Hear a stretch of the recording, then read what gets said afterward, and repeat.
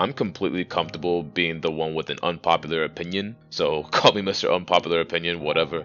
The Sopranos came out when I was just shy of 8 years old, so I never watched it. I did watch The Wire. I watched 6 Feet Under, Deadwood. I think those came out relatively around that time. I didn't watch Oz until later, but yeah, I watched The Sopranos this year, and I gotta say, without a doubt, this is the most overhyped show I have ever seen. And don't misunderstand me, I'm not saying it's a bad show, but when you dub something, when you call something the greatest show in TV history, I expected a lot more than this. And yes, it was groundbreaking, influential to a lot of shows we have today, and people hadn't seen anything like it when it came out, and I get that, I respect all that. It is not a bad show, but in my opinion, it is still very much overhyped. And The Sopranos starts off slow, and that's not necessarily a bad thing, because most shows that I watch have started off slow. I mean, you gotta introduce the characters, you gotta lay down the plot, and then just tell the story as the show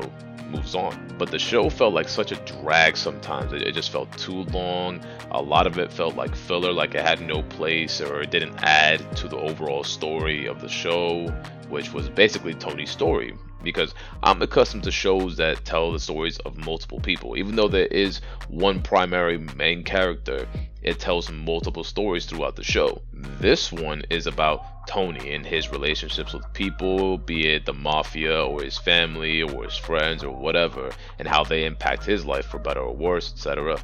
So you don't need 13 episodes to tell his story, especially if you're going to do it that way, to where it feels like so long and dragged out.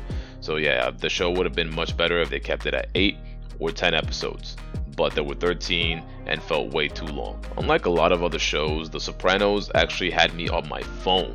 Like, it would be so uninteresting at times and feel like it didn't have anything to do with the story, that I would be on my phone doing something else besides watching. I'd still be listening, and there would be times where I'd catch something that didn't make sense to me, so I'd rewind and see if I missed something so I could connect the dots, and I would miss nothing. Like, even though I was not paying attention, somehow I still missed nothing. It was just something that was introduced for 2 seconds or for that very episode, and then they would not be talked about again, or it wouldn't be talked about for 2 or 3 seasons later on in the show. Or there would be times where characters are introduced and they would be introduced as if they were there the entire time, but they weren't. So I'd always rewind to see, hey, did I miss something? Or were they referenced in another moment?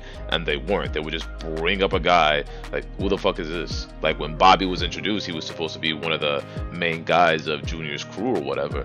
Like, who was Bobby? And then antagonists like Richie Aprile or Ralph Cifaretto, how they would constantly piss off Tony and piss off everybody around them, and they somehow made it throughout an entire season. Well, Ralph actually made it through, like, I think it was 2 seasons.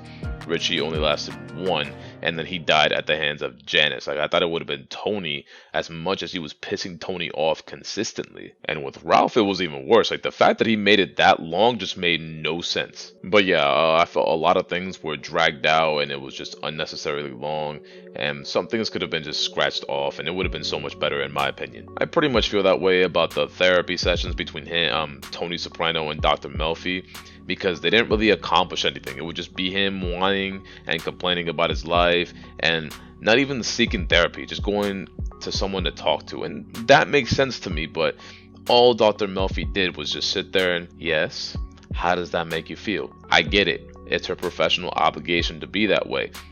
But the therapy sessions accomplished nothing, and like, not for Tony Soprano and not for me. To me, it was just a waste of screen time. Like, they could have rewritten her so that she had more, I don't know, connection to his life, that had more of an involvement in his life, but she didn't. She just sat there in a chair and did nothing. And then Melfi has an epiphany that she cannot help Tony Soprano. I mean, really, it took you that long, that many years, that many seasons to figure out that this man cannot be helped. And then there is the ending of the show, and I had to watch the last episode like 2 times, and giving it some thought, it was in a way a very beautiful way of writing it, that the blackout was Tony's death essentially, because you don't hear it coming, and that was heavily implied throughout the entire season, or like the second half of season 6, whatever. But the issue I have with it is that even though it's implied that he dies, it's not clear. No matter what anybody says, it is not clear, because you don't see him die, and you have no idea who killed him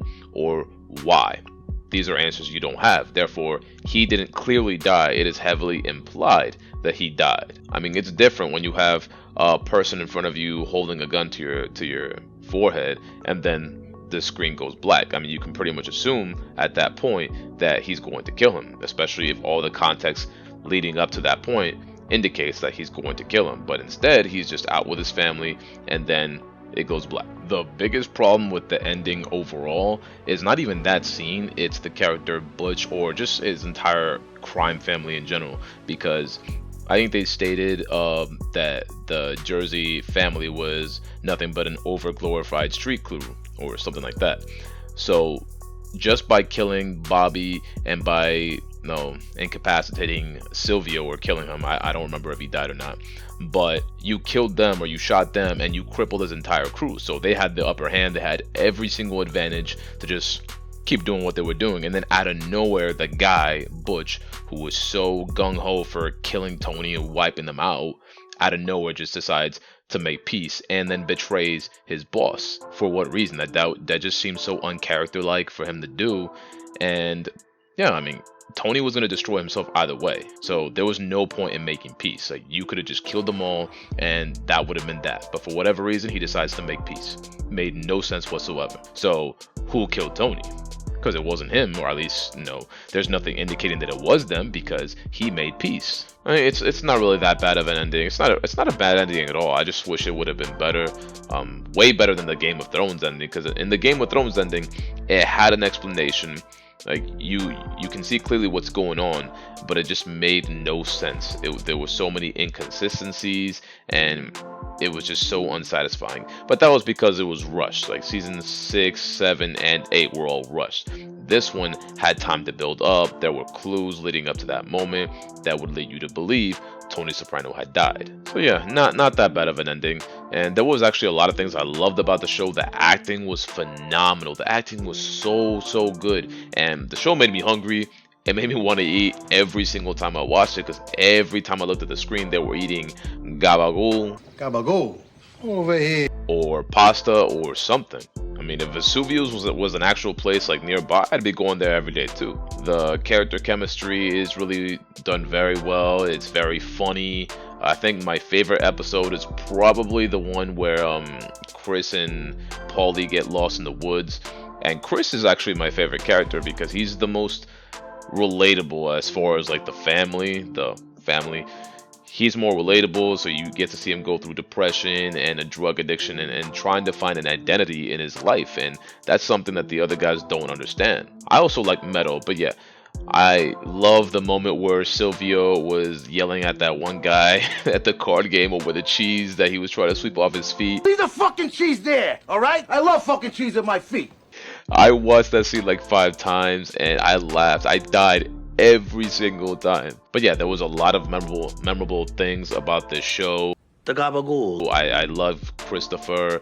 I love Meadow. Tony's humor. Tony makes me laugh so much. And I like Junior Soprano, and it's very sad and tragic, like the way his story goes, that he wants to be boss, he gets overlooked, and then when he finally is made boss and he gets arrested and he has to watch his nephew, take control and do everything, and he just slowly rots, and to the point where Tony just can't even bear to look at him. Like, he's crying at the man that Junior has become. But hey, it happens, we all get old. And my 2 least favorite characters are Jackie Aprio Jr. and Anthony or AJ Soprano. AJ has like no character development throughout the entire show. I mean, you can kind of understand why he is the way he is, but he was so annoying. He was so annoying. And then Jackie, like, he was always trying to get involved with the gangster lifestyle, but it didn't suit him. He made horrible decisions time and time again, and he kept being warned by Tony, and he kept relying on the fact that his dad was a boss. But your dad's dead. Tony's the new boss. He's telling you to stop, and you don't stop. So when he got shot, I mean, I felt nothing. I felt no pity or nothing whatsoever. He brought it upon himself. And yeah, this isn't the greatest show I've ever seen, and it still doesn't touch The Wire. The Wire is still a much better show, even though The Sopranos killed The Wire in viewer ratings every single time. But The Wire is still a better show. There are a few other shows that I like more than The Sopranos. I don't even know if I'd have it in my top 5, to be honest. But it's still a good show, and giving it some thought, I'd probably rewatch it again. Not right now. That was a very long show, and it felt very slow. So I'm not going to rewatch it anytime soon, if at all. But yeah, time for me to move on to shows like True Detective or Breaking Bad, because I haven't watched those either. I watched a little bit of Breaking Bad, but then kind of got bored. And it was like that with The Sopranos. I watched one episode. Can't remember when. It was a while back. I watched one episode and got put to sleep. And it was so boring, I told myself I would never watch the show again. But gave it another try, and it was a good show. Not my favorite, not the best TV show in history, but it was still a good show. I think a lot of people hold on to the nostalgia of it and how great it was for the time. But I think if a lot of people rewatch it, it's not going to be as good as the first time they watched it. Not everybody. Some people love it to death, and that's completely fine. But yeah, that's my unpopular opinion.